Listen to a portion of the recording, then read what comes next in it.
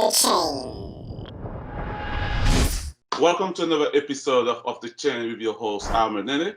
And today we have Gemma Cullen, an integration specialist, or should I say integration test specialist for IntegrationWorks. There's a lot of integration mentioned here now. A quality assurance who lets enforce quality across the board. So welcome, Gemma.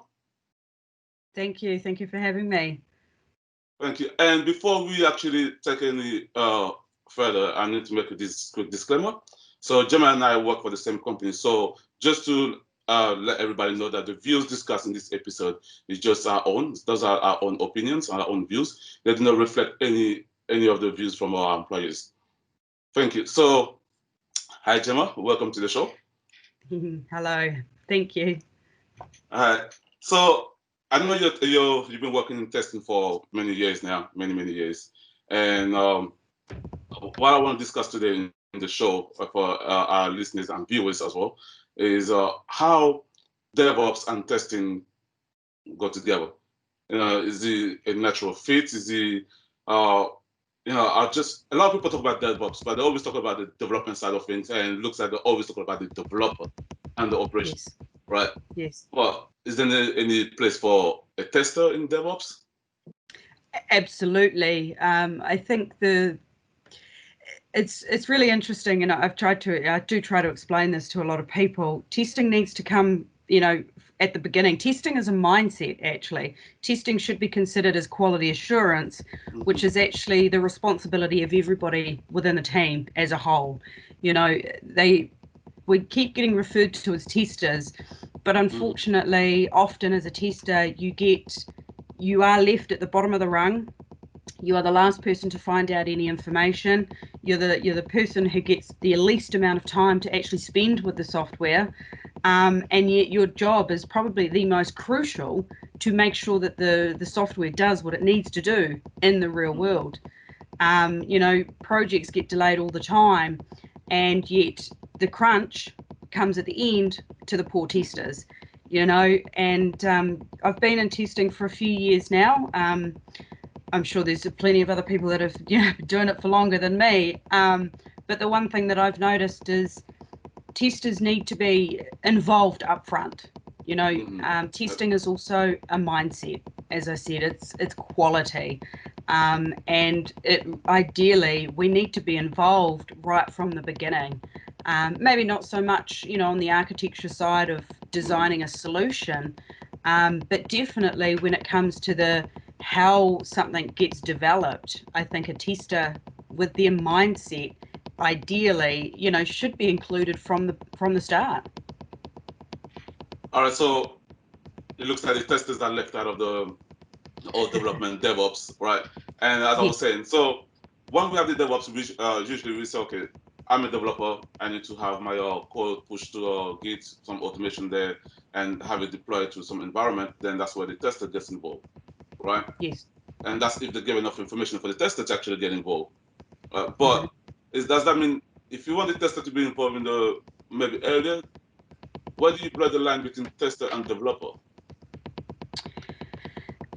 I think a lot of the time developers don't like testers and testers don't like developers.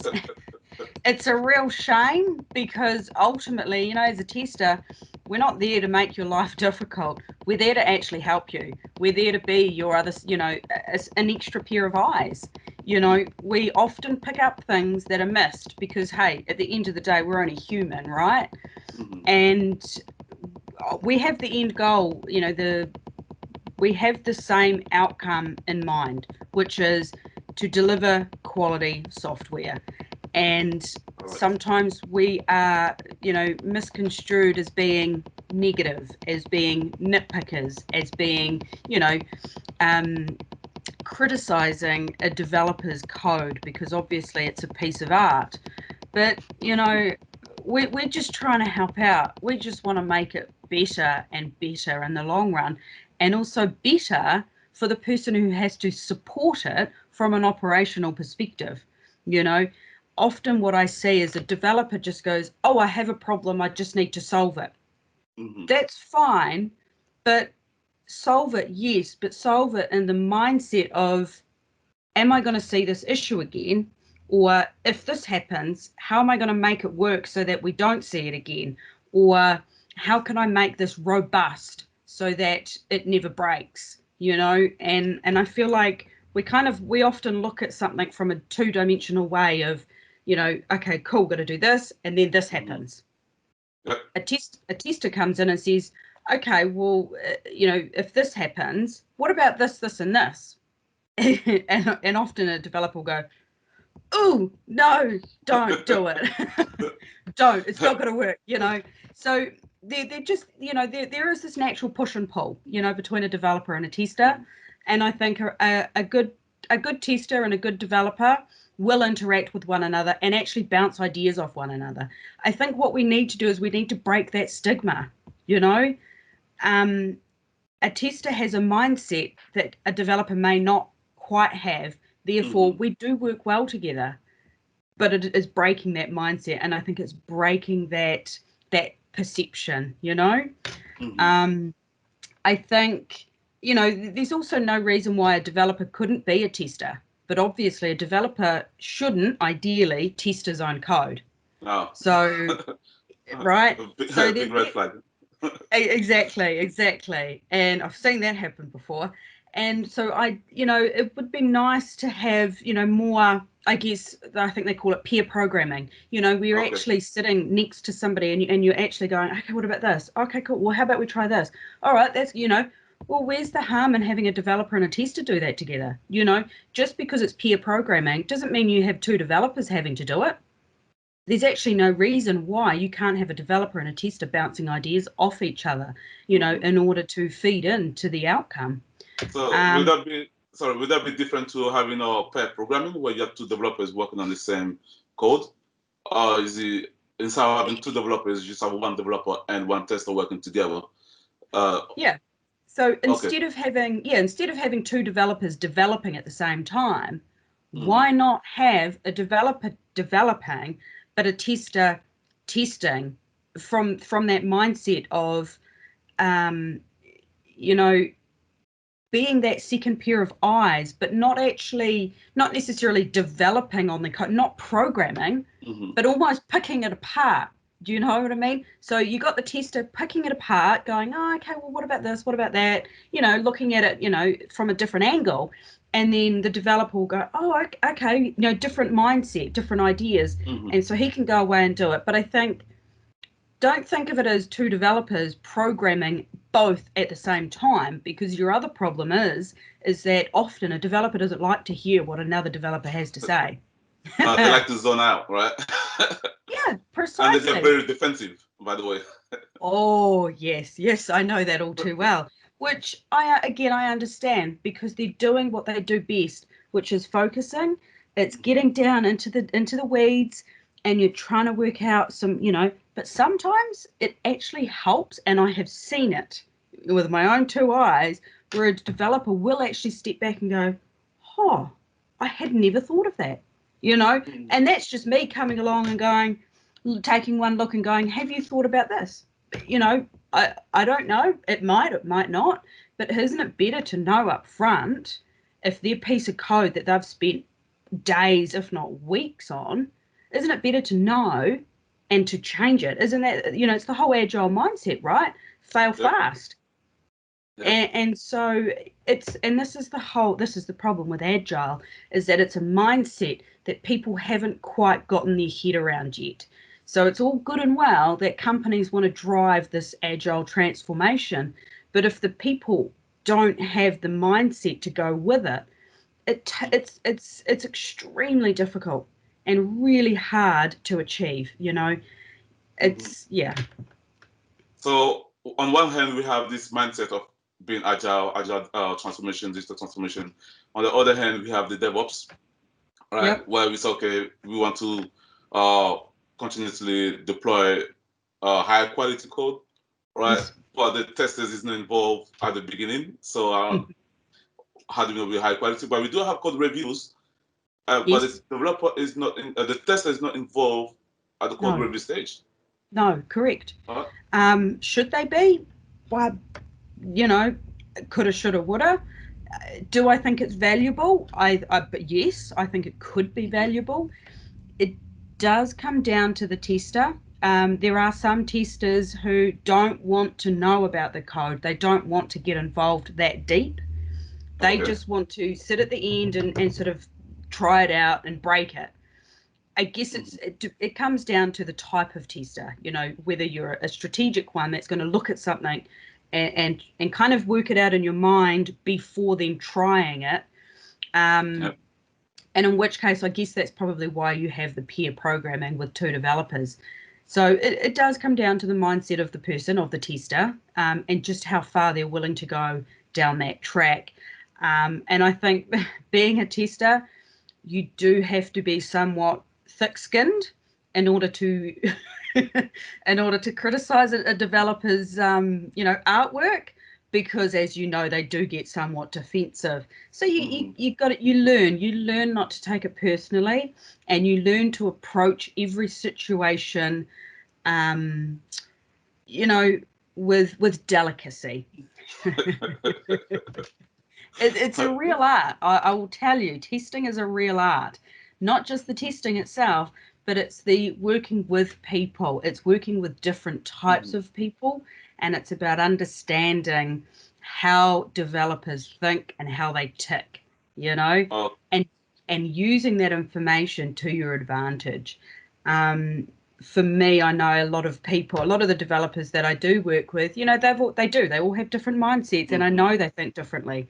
So I will often tailor how I test their software based on how they think, okay. because how they think and how they, develop will ultimately determine how their code is going to work. So it's very much a juggling act of taking in, you've got to take in all these little pieces of an environment to piece it together. It's like a big jigsaw puzzle, and you need to bring in all the pieces to then kind of put them in a position where it works for you. Yeah. So one of the other things, the developer always work. Okay, this is how you should be using the application. This is how my code works.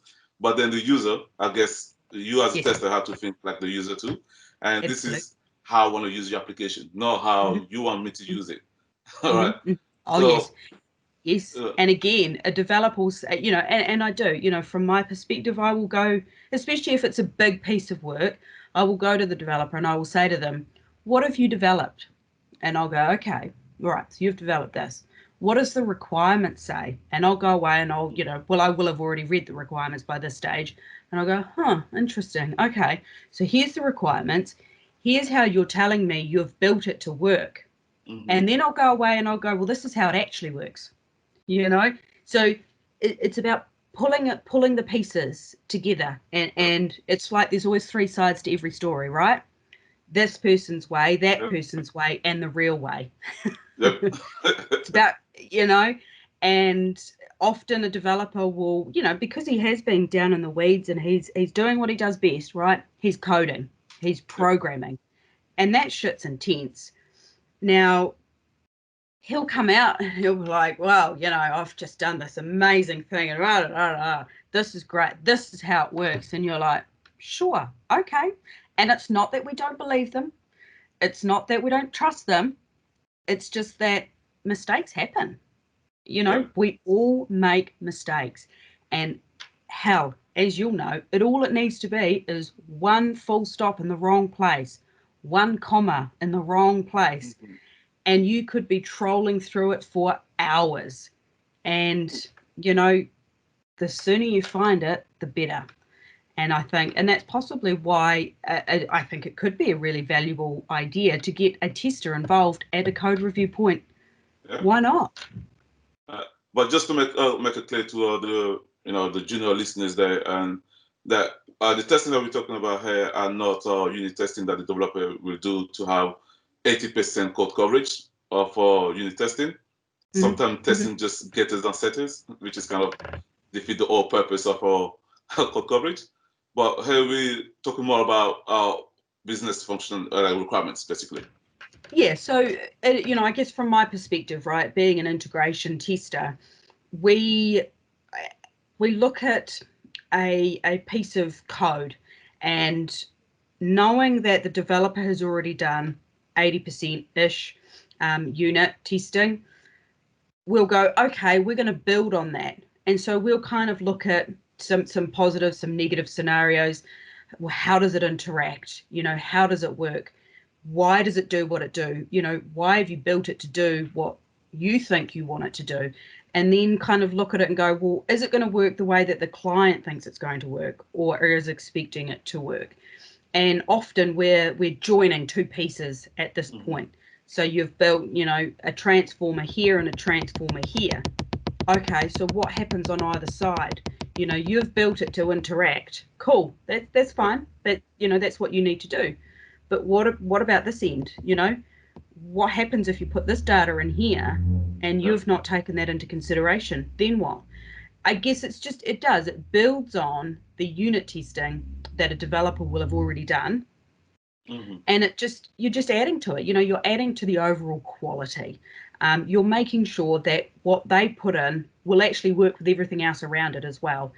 So I guess what you could say is we are system integration testing. We're making sure that all the individual components within an overall solution work with one another based on what the client wants, based on what the developer has built, his understanding of the requirements, because his understanding of the requirements may not necessarily be the same as what the client thinks they're getting based on the requirements. So it often comes down to perception as well.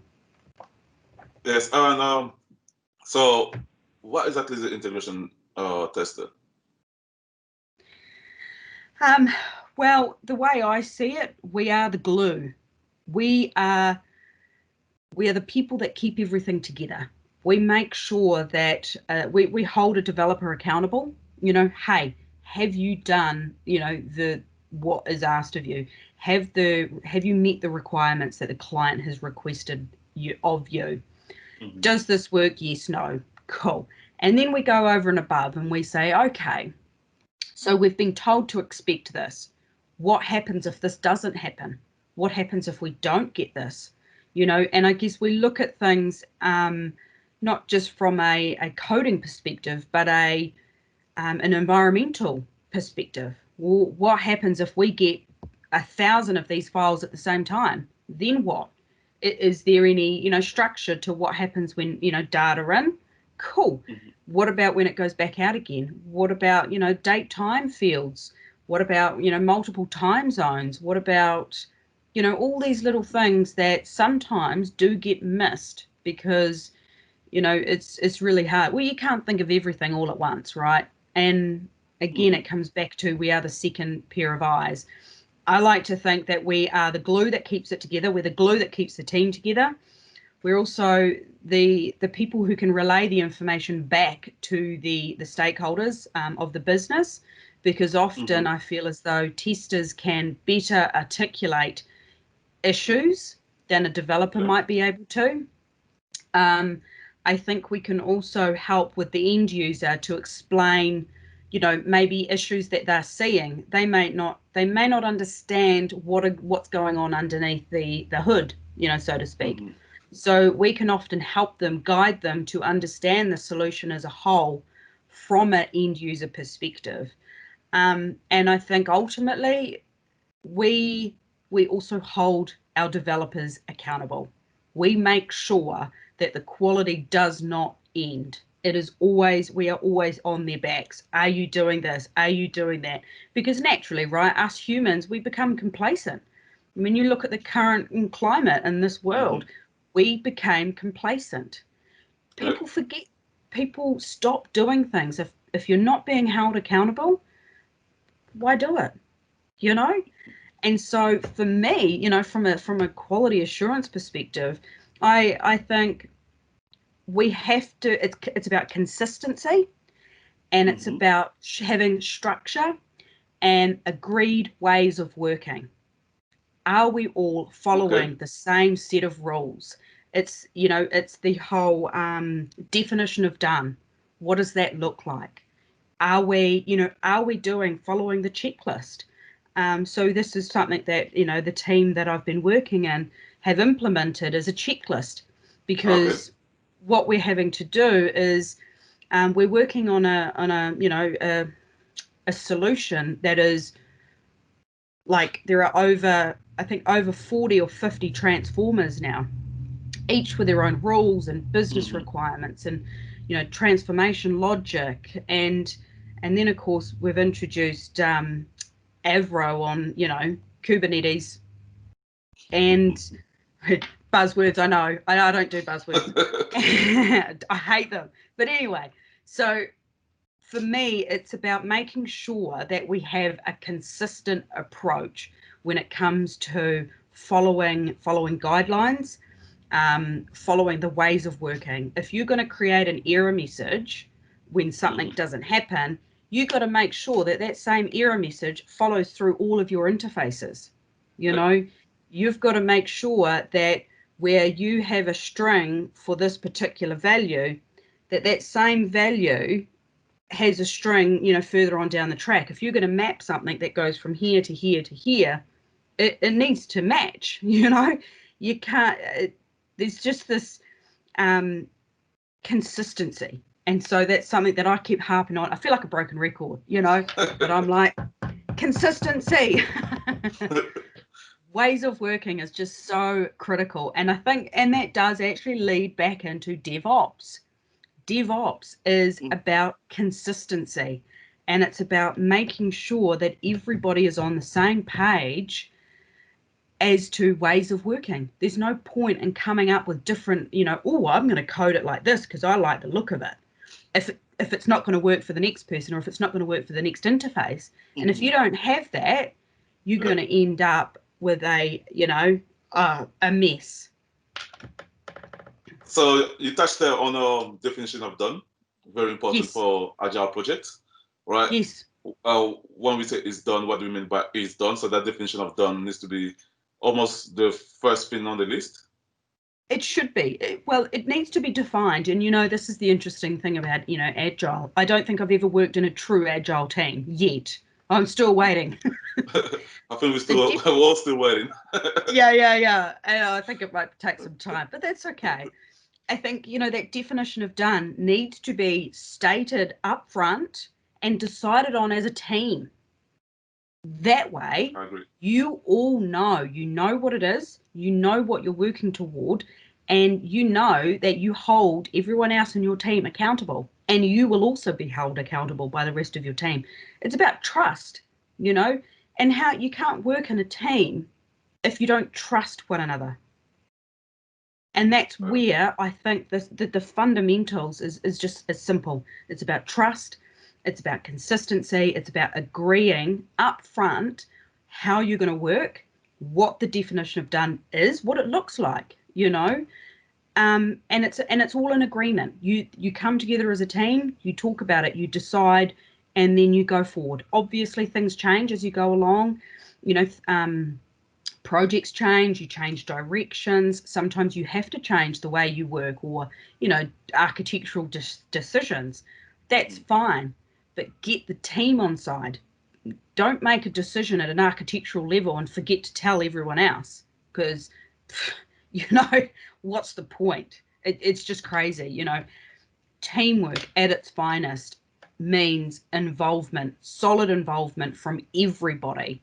Not just a developer, not just your architect, but everyone down to your, your business stakeholders, your product owners, your business analysts, your testers, everybody. And even to the point of your operational guys.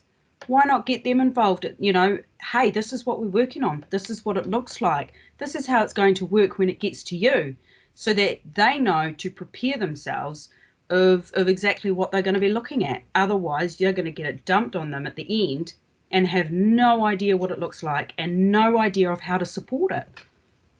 That's true. I completely agree on that. And but one of the things with DevOps is that we are promoting speed and quantity, I believe, right? But testing is on the quality side of things, right? Yes. So speed and quality.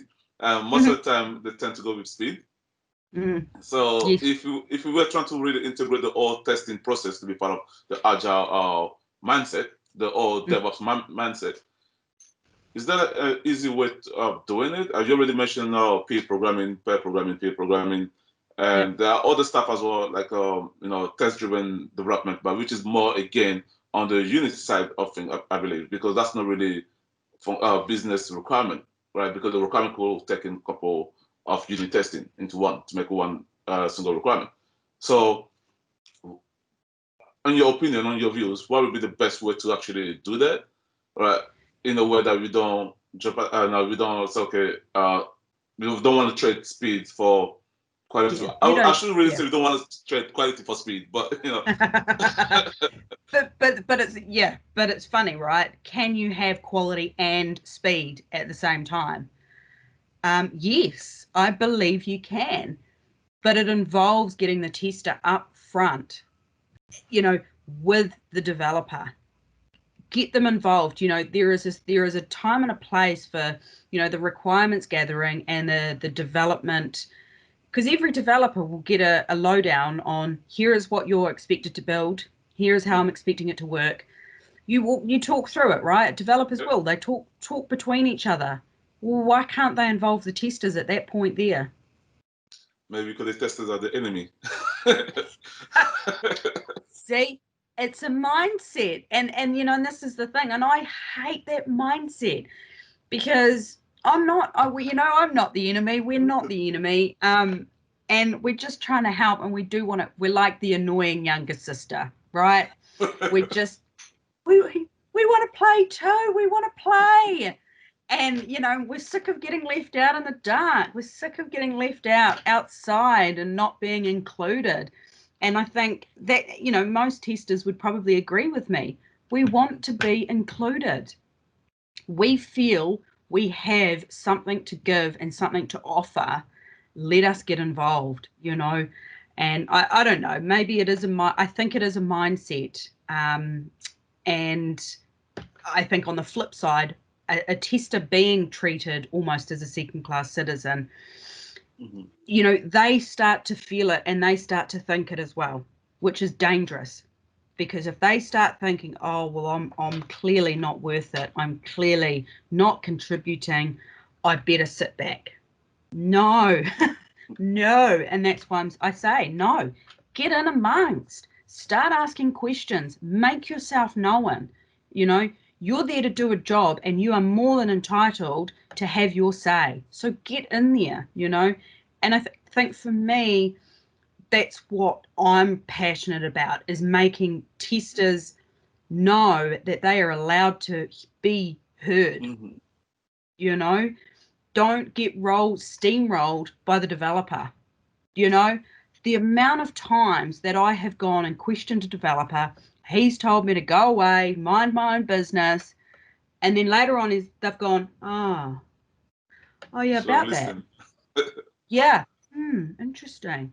And I'm like, really? So it's, it does come down to the mindset. And until we can work out a way of working alongside one another, we're going to continue running into the same problems. I think it takes a strong tester to insert themselves into an environment, but it also takes a very understanding and willing to learn type of developer, or willing to accept the want and the need. And when you have that, amazing things happen, and I have seen it. That is what I want. That is the way I see testing working. Is just get them up front, get them involved at the beginning. It's a no-brainer. I mean, we need an environment where the developer doesn't feel like his code is being criticized. Right. Well, there is, yes, but and hence there's a time and a place for things that you say and for the way that you approach things.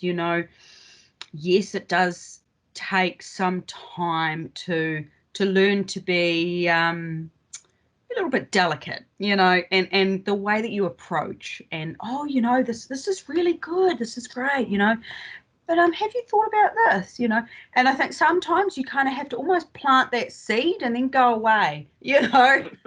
So, but hey, it takes two, right? It shouldn't just be on us to sort of insert ourselves and become that annoying, you know, that annoying poke the finger and, hey, we're a second pair of eyes here. We're just trying to help.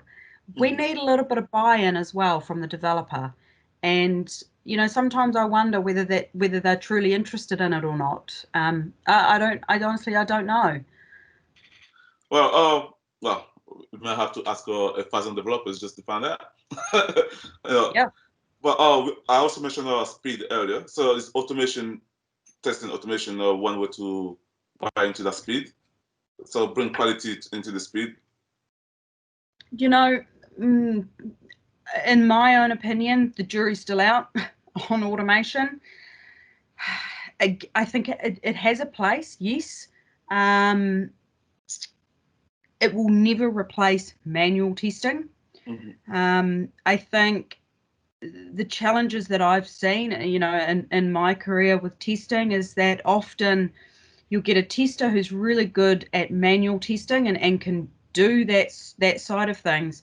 But when it comes to trying to automate something, you know, you bring in a little bit of code, that's where it starts to get a little bit difficult. But then on the flip side, if you get a developer who's moving over to testing, I think it's a good transition to have and to make. And I think, hey, Okay. I totally support any developer who wants to come into automation testing. By all means, do it. But it is hard because, of course, a developer and a tester traditionally have different mindsets. You know, a developer has the skills that an automation tester needs. A manual tester doesn't necessarily have the skills that an automation tester needs. So that's where it becomes quite difficult. What you can do is have a developer build a framework and a tester then take it on and run with it and Okay. grow it, build it. But I think it's sometimes they become, you know, sometimes developers will build a framework that is far too complicated, you know.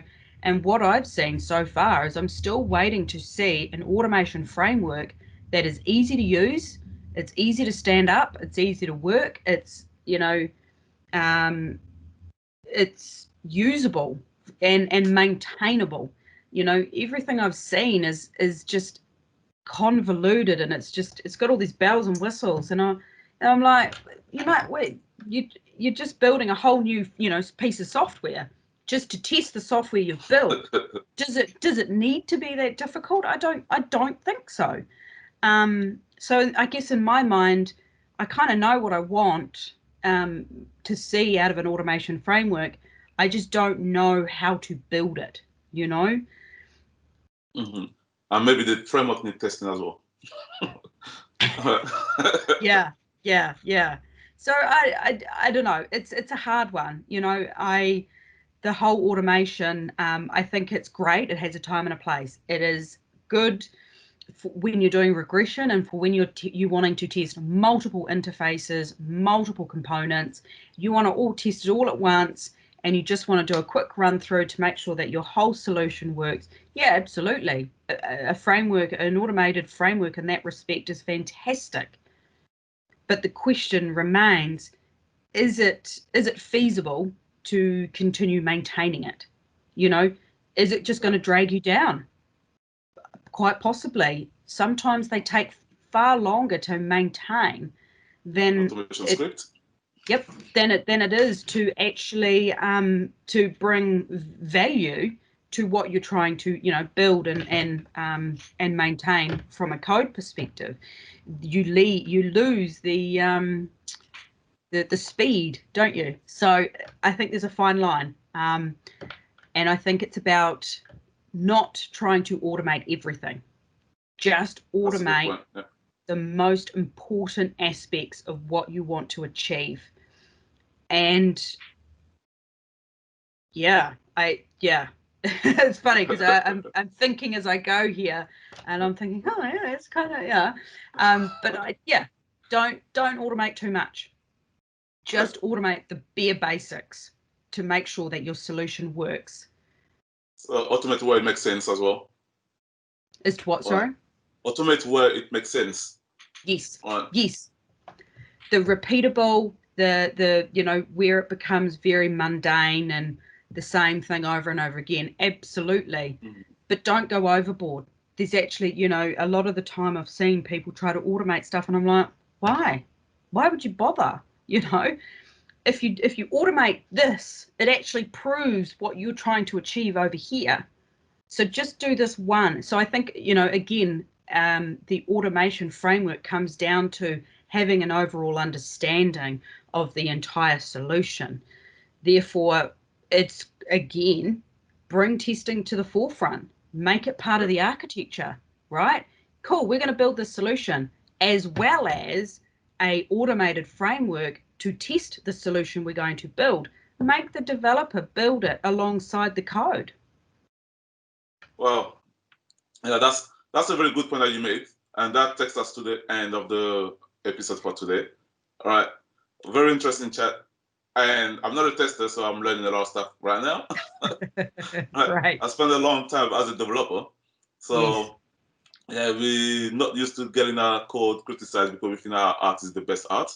But it was really great, and for anybody that wanted to get into testing, any last word for them, how to get into testing, how to develop a career within a test as a tester?